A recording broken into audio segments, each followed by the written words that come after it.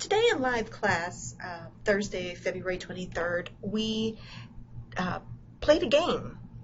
And for your exit ticket, if you are watching the recording, you are going to have the opportunity to do the same.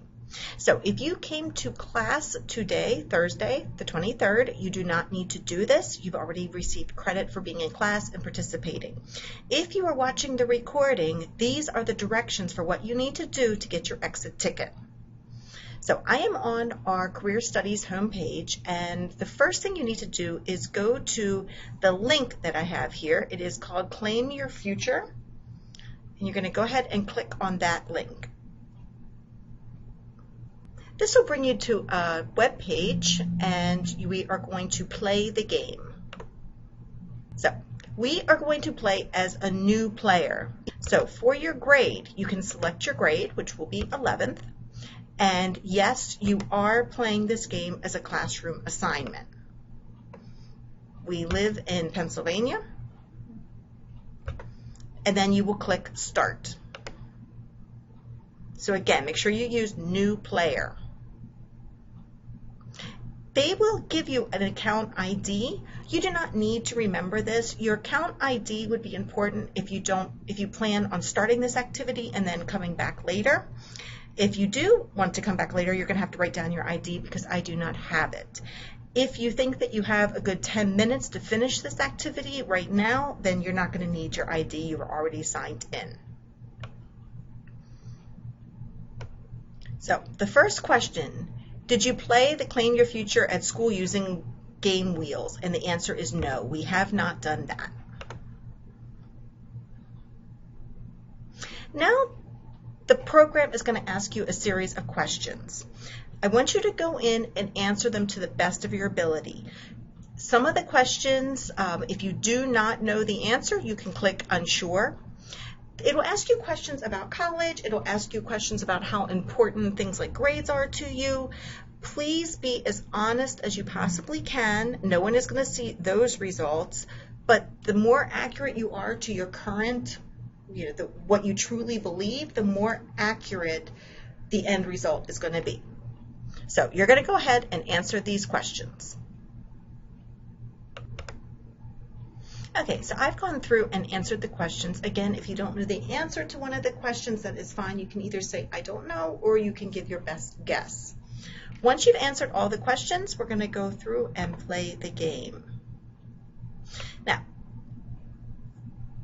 the system is going to assign you a random career. So for this time, for me, it happened to choose career programmer. If you are not happy with the career that was selected for you randomly, you can choose. There are lots and lots of different careers you can choose. Again, though, I ask you to be realistic. If you are the type of person that you know that you're not going to do 12 more years of college after you graduate high school, then don't choose a physician because that is going to require at least 12 years more of college. If you are the type of person that you like to work with your hands or you are more mechanically inclined, then you can choose. There are lots of different technical jobs. So you can go through. It is perfectly fine for you to choose a job that you think will suit you.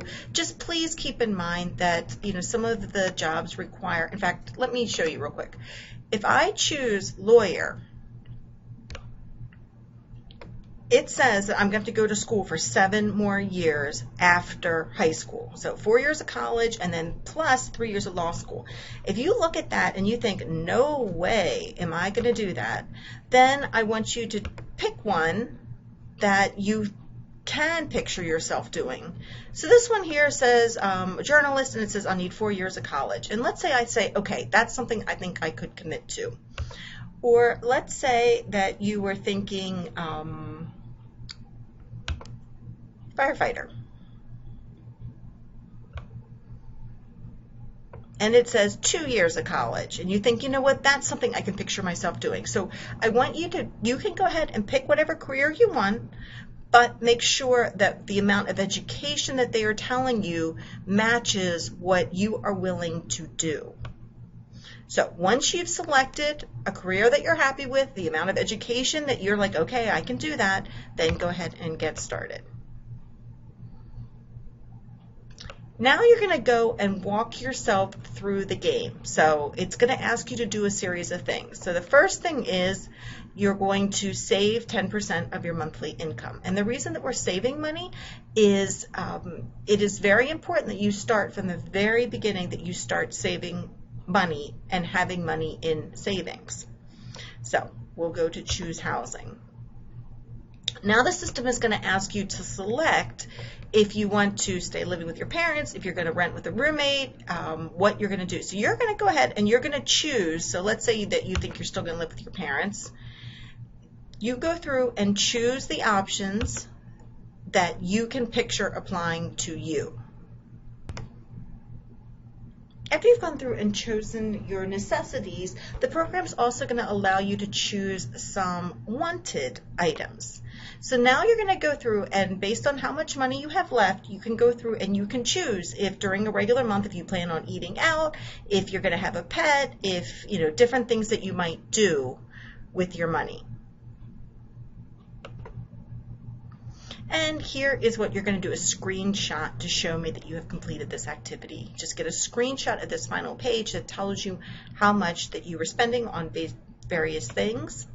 So that is the first part. And then the second part to get credit is I want just 1 or 2 sentences of insights that you may have had, things that you may now be thinking about, your experience, what you make of having done this exercise.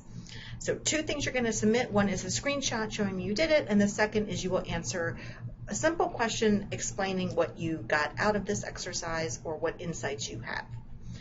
As always, let me know if you have any questions, and I hope to see you in class on Thursday at 1:30.